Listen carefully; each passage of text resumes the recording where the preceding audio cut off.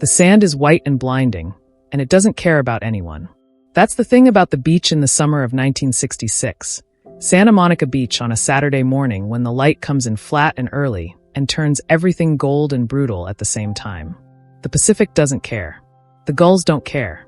The sand doesn't care who you are, or what you can do, or what you've spent the last 15 years of your life becoming. The beach doesn't care about any of that, but the people do. There are maybe 200 of them out here already, spread across the sand in clusters. Families with coolers and umbrellas, teenagers on blankets with transistor radios pressed against their ears, older men playing chess under a canvas shade. The smell is coconut oil and salt, and something faintly metallic from the ocean. The sound is layered: waves, laughter, the creak of a vendor's cartwheels, the distant shriek of children running into water so cold it steals your breath. And over there at the far end of the beach, where the sand is harder and drier, and the crowd thins a little, there is a man. He is enormous, not in the way that word gets used casually, not simply tall or heavy or large. He is constructed differently than other men. His shoulders carry a geometry that most human bodies don't permit. His neck is wider than some men's thighs. When he walks, and he is walking now, the sand shifts differently under his feet, as if the ground itself is making a small adjustment for the weight being placed on it. His name is Rolf. He's 26 years old, and he came from Stuttgart 2 years ago with a suitcase, $300, a German accent so thick it made people smile without meaning to, and a body that had been winning trophies since he was 17. He had placed fourth at a regional amateur bodybuilding competition in Munich, third in Stuttgart, then second, then first repeatedly for 4 years running.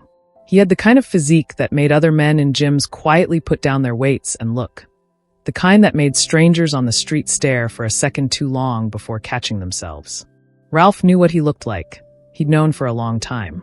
But here's what Ralph also knew, the thing he carried around like a splinter that wouldn't come out. Nobody in this country took bodybuilders seriously as fighters.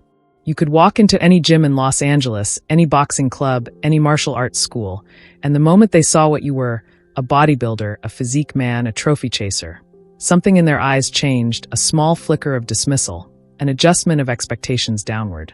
He'd felt it too many times to pretend it wasn't there.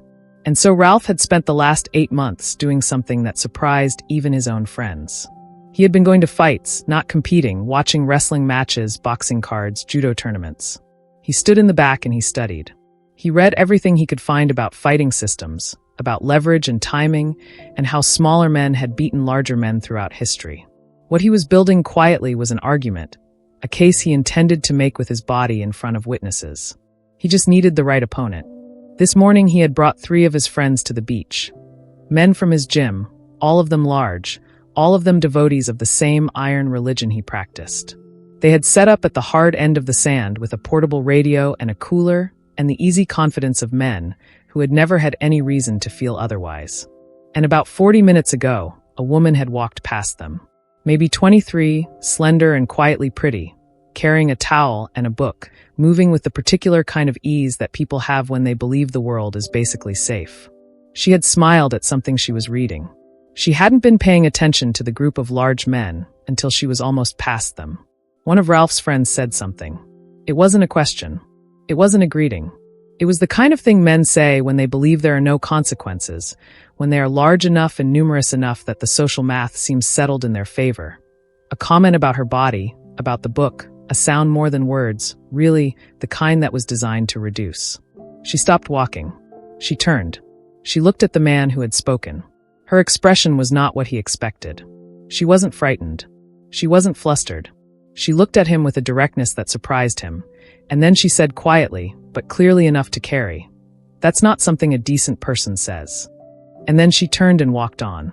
Ralph's friend had laughed. The others had laughed. Ralph himself had said nothing, which was its own kind of participation.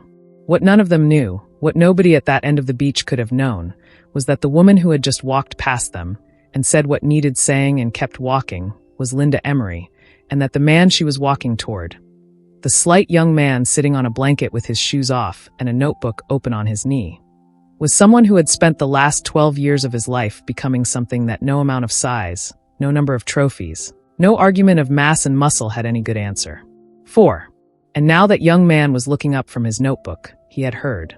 The beach doesn't care, but the man on the blanket, the one with the notebook and the quiet eyes that don't look quiet when you actually look into them, he cares about something very specific. And in about 4 minutes, Ralph is going to learn what that something is. I've been studying this confrontation for a long time. I've talked to people who were there. I've read every account that exists of what happened in those 30 or so feet of Santa Monica sand on that Saturday morning in 1966. And the thing that keeps stopping me, the detail that refuses to leave, is not what Bruce Lee did to Ralph's body. It's what he chose not to do. And that choice, that specific, deliberate, breathtaking choice, is what everyone who was on that beach that morning carried home with them when the sun went down. Stick with me, because this story is not what you think it is yet. If you've ever been in a situation where someone you care about was treated as if they were invisible, as if their dignity was something that could just be stepped over, you already know what the first 30 seconds of this story feel like. Leave me a comment before we get to the confrontation. Tell me, have you ever been in a moment where you had to choose between doing something and doing nothing? Because that choice is the whole story. Let's go back to that beach. Linda doesn't say anything to Bruce when she gets back to the blanket. She sits down and puts her book next to his notebook, and for a moment, they just look at the ocean. Bruce Lee in 1966 is 25 years old. He doesn't look like what people expect the first time they see him.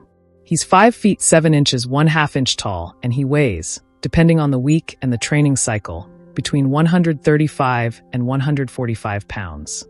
His forearms, if you notice them, and people always notice them eventually, are wrong for his size. They belong on a larger man. His wrists are wrong too. There is a density there, a solidity that doesn't follow from the rest of the frame at first glance. He has been in California since 1959. He left Hong Kong at 18 with a background in Wing Chun Kung Fu, an almost dangerous amount of confidence, and a philosophy about the nature of combat that most people in 1966 haven't caught up to yet and won't for another decade.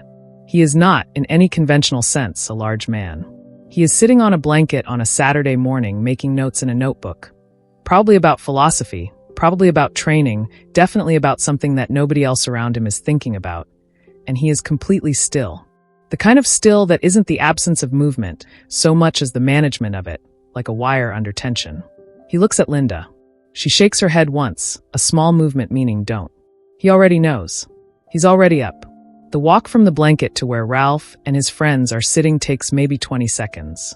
The sand is soft here, the footsteps silent. Nobody at that end of the beach is paying attention yet. Ralph's friend with the radio has turned up the volume. Another is lying back with his eyes closed against the morning light. Bruce Lee stops at the edge of their space. He doesn't announce himself. He doesn't clear his throat. He simply stops and waits. And the quality of his waiting is such that Ralph, who is facing the ocean and not looking in Bruce's direction, feels it. Anyway, Ralph turns. He takes a moment to process what he's seeing. A young Chinese man, slight, standing at the edge of their setup, with no expression that Ralph can immediately read. Not angry, not aggressive, not performing anything. Just there. Can I help you? Ralph says. His English carries the German angle still, the consonants a little too deliberate. Bruce says, "You were part of something that happened a few minutes ago." Ralph looks at him for a moment. Then he looks over Bruce's shoulder toward where Linda is sitting 100 feet away. He looks back at Bruce. A slow understanding crosses his face, followed by something that is not quite amusement and not quite contempt, but is somewhere in that neighborhood. "That's your girl?" Ralph says. "She's her own person," Bruce says. That's the part that mattered. One of Ralph's friends sits up. He is reading the scene now. "You want to tell us something?" he says. "I want to tell him something," Bruce says, not looking at the friend, still looking at Ralph. There is something happening in this exchange that the few people nearby who are starting to pay attention cannot fully articulate yet. The disparity between the two men is visually extreme. Ralph is 6 feet 2 inches and somewhere north of 220 pounds, and every pound is intentional, trained, and on display in the morning light. Bruce is smaller by every measurable standard: height, weight, reach, mass. And yet the dynamic of the conversation is not what the visual suggests it should be. Ralph is paying attention in a way he doesn't usually pay attention. This happens sometimes. This feeling, he's noticed it before. Not often, but sometimes. When something in a person's bearing sends a signal that the surface information doesn't account for, when the data and the feeling disagree. "What do you want to tell me?" Ralph says. "That it wasn't a decent thing," Bruce says. And that you know it. A pause. My friend made a comment, Ralph says. I didn't. You laughed, Bruce says. Another pause, shorter this time. Walk away, Ralph says, not aggressively, almost. And this is strange even to Ralph in the moment of saying it. Almost as if he's offering something, a way out for both of them, maybe. I don't think I will, Bruce says. Ralph stands up. The effect of this on the surrounding space is immediate and physical. He was large sitting down. Standing on the open beach, he creates a different kind of geometry. He is a full 8 inches taller than the man in front of him. He outweighs him by close to 90 pounds. The people nearby go quiet. Ralph is not, despite his presentation, a stupid man. He has been in enough situations to know that most of them end before they begin. At this stage, at this particular visual confrontation, the sheer arithmetic of the bodies involved tends to resolve things. He doesn't have to do anything most of the time. Most of the time. I'm going to tell you something, Ralph says, and there is something almost genuine in his voice. Something that isn't a threat because I think you deserve to know before this goes further. I've been in this gym for 2 years. I've trained with fighters, real fighters. I'm not just this. He gestures at himself, at the architecture, the trophies encoded in his shoulders. I know what I'm doing. Bruce looks at him. Just looks. I believe you, Bruce says. Ralph blinks. I mean that, Bruce says. I can see that. You've trained seriously. You've worked very hard for a very long time. That's real. A beat. But that's not what this is about. Bruce says. What this is about is something simpler. And what is that? Ralph says. Whether you're going to let a moment of disrespect stand because it costs you nothing not to, or whether you're going to show me and that beach something different. The crowd around them has grown. This has happened gradually, the way a tide comes in almost imperceptibly, and then suddenly you look around, and there's water everywhere. There are maybe 30 people within earshot now. 40 families have paused. Teenagers have turned. The chess game under the canvas shade has stopped. Ralph's friends are on their feet, and Ralph is making a calculation. Here is what makes this moment different from the 100 other confrontations he has been near or part of in his life. The man in front of him is not performing. Most men in a situation like this are performing. They're playing the role of the aggressor, or the challenger, or the reasonable man. They are an audience to themselves, watching themselves be brave or watching themselves be merciful. This man is not doing that. He is simply there, present, waiting without theater. It's that quality, that specific absence of performance, that gets under Ralph's skin in a way he hasn't predicted. I'm not going to apologize for my friend, Ralph says. I'm not asking you to, Bruce says. I'm asking you to take responsibility for yourself. And if I don't, Bruce's expression doesn't change. His posture doesn't change. Then I'll demonstrate, he says quietly, the difference between being strong and knowing what strength is for. Something shifts in Ralph's eyes because here's the thing that only Ralph understands in this moment, and that will take him years to fully articulate to anyone else. That sentence doesn't land as a threat. It lands as something else. It lands as a question he has been trying to answer for a long time. The difference between being strong and knowing what strength is for. He has 4 trophies on his apartment shelf.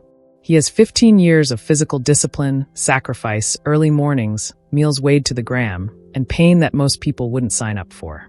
He has a body that turns heads in every room he enters. And he has, in his quietest moments, a feeling that doesn't quite have words yet. A feeling that all of this, everything he has built, still hasn't answered the question he originally set out to answer. He looks at Bruce Lee. Show me then, he says, and everything changes.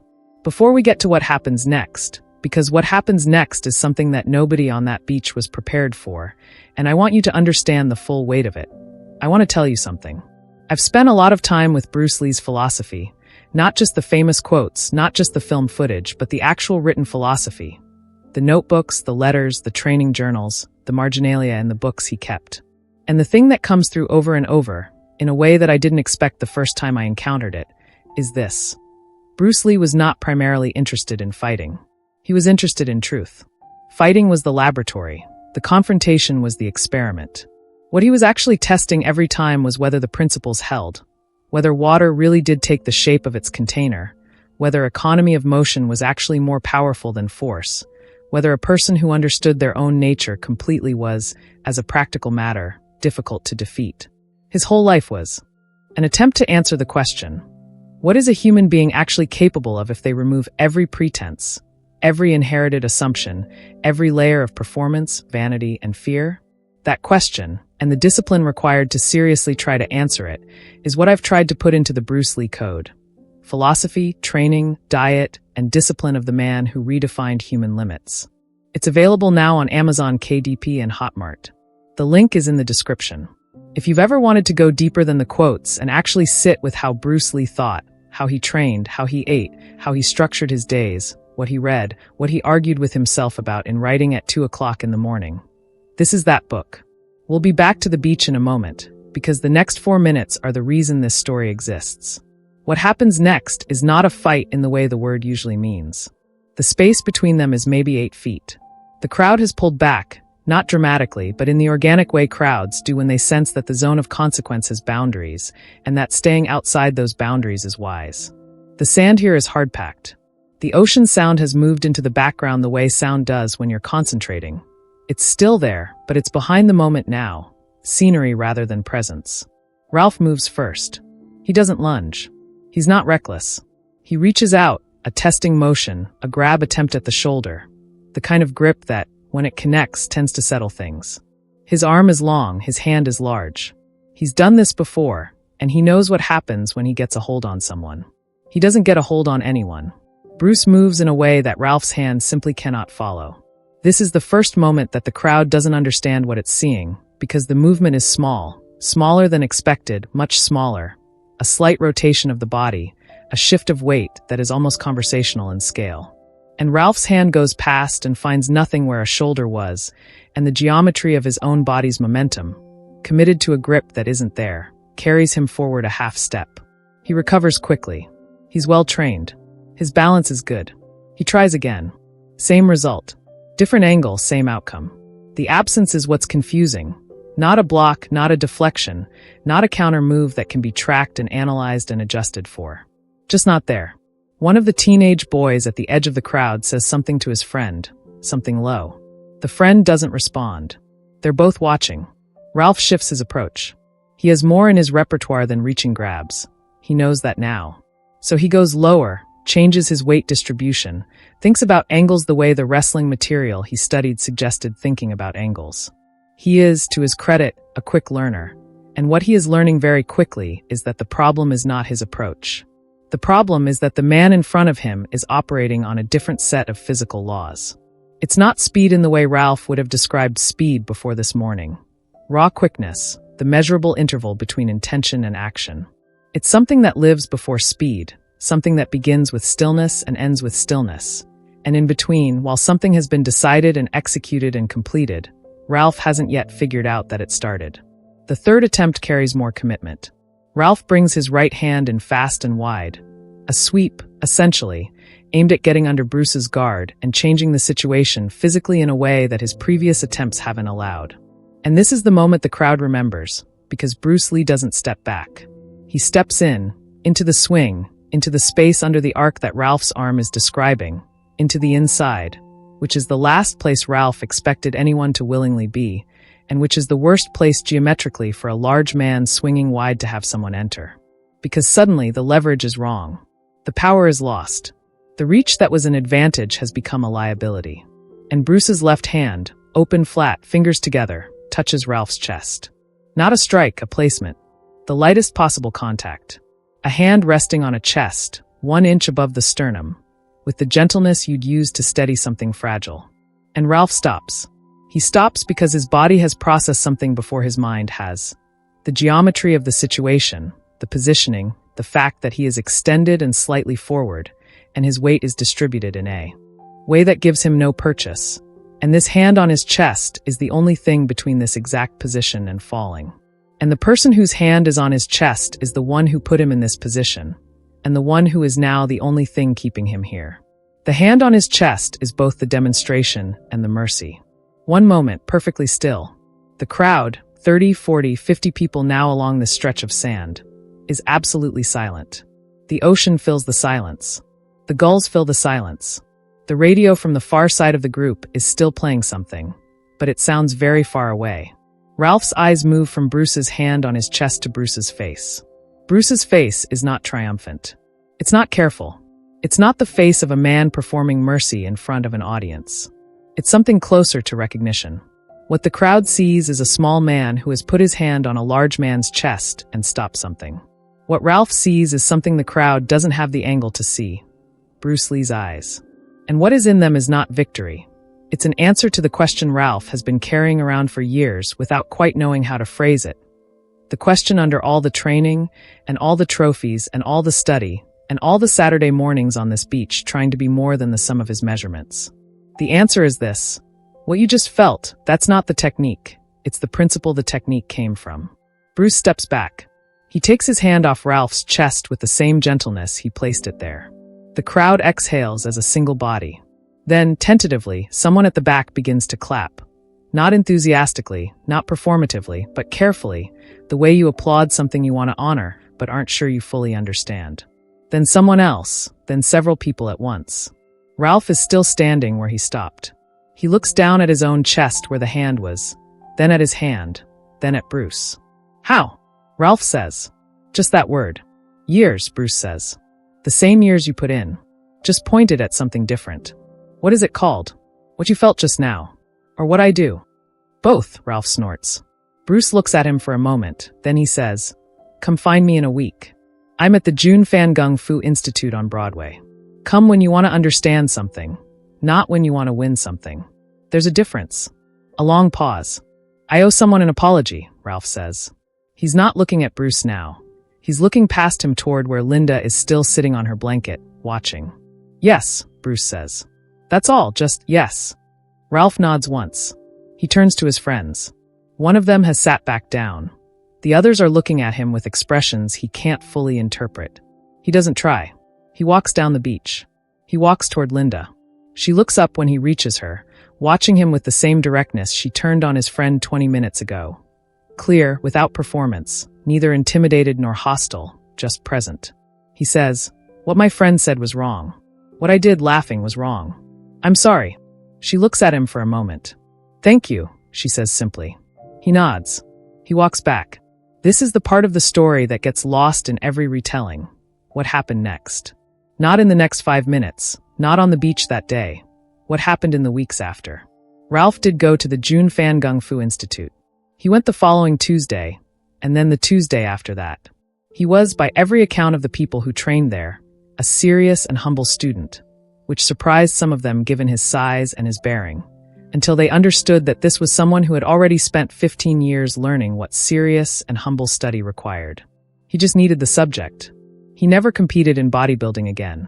Not because he stopped training, he trained, if anything, harder, but because the question he'd been asking of the trophies wasn't a question the trophies could answer, and he knew that now. He went back to Germany in 1969. He opened a school in Stuttgart, small at first, then larger. He taught for decades. His students, when they asked him about his philosophy of training, about the relationship between physical power and its proper use, sometimes noticed that he smiled in a particular way. A small smile, slightly private, before he answered. He never told them why, but every time he was asked what strength was for, what all of this was ultimately in service of, he gave the same answer.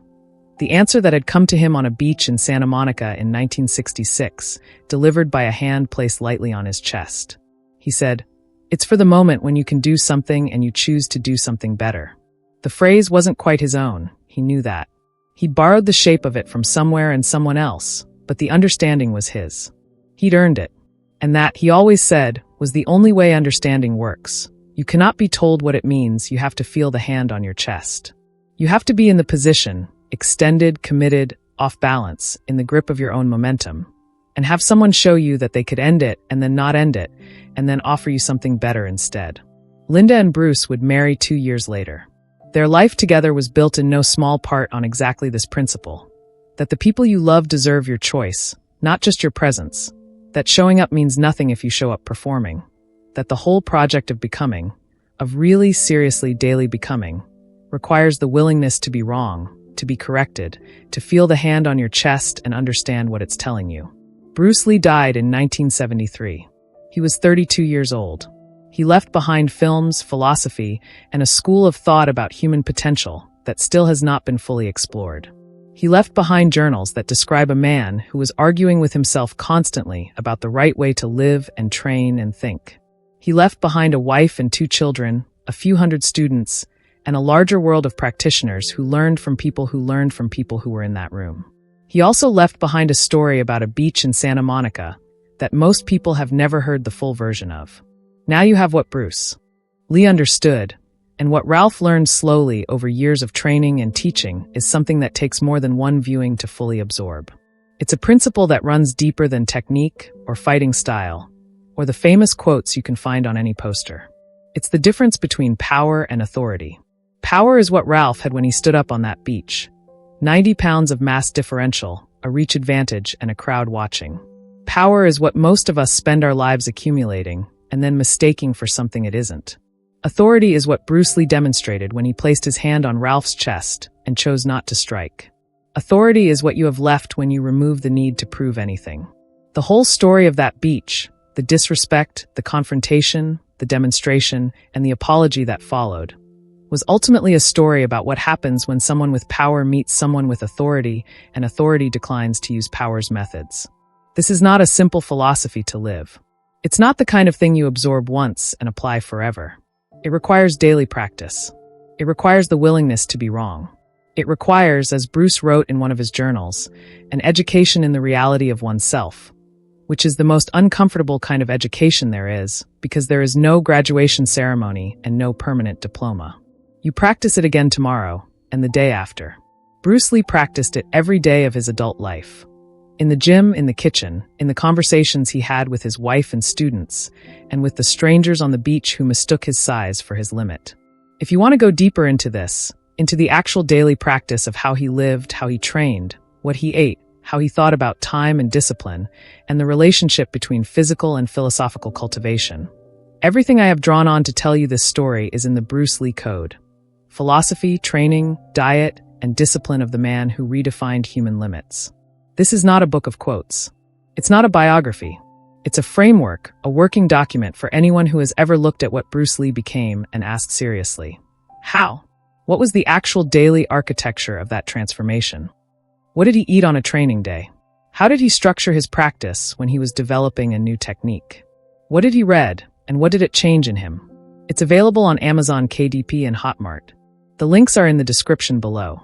If you've watched this far, if this story landed for you, if something in the image of that hand on that chest stayed with you, the book is where the practice begins.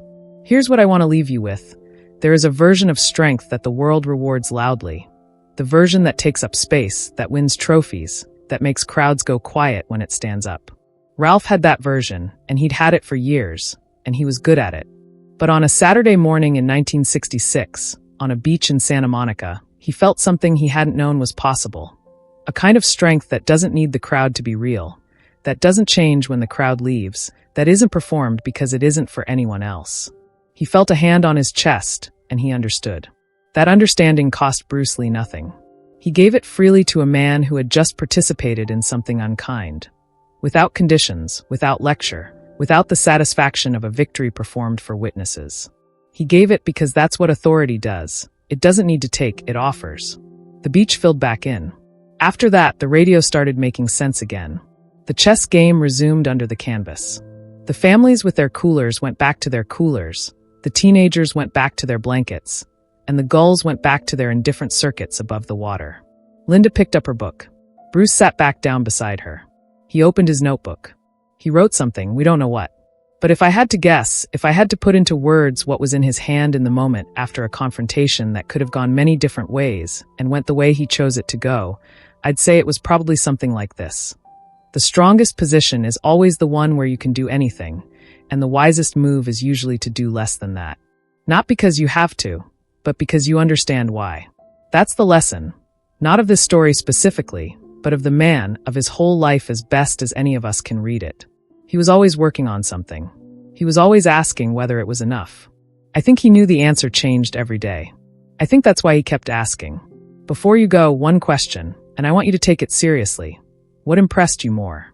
The technique he used on that beach, the economy of movement, the use of space, the physics of the thing, or the choice he made at the end of it? The hand on the chest instead of the strike? Leave it in the comments. I read them. The conversation that happens there is part of this. And I'll see you in the next.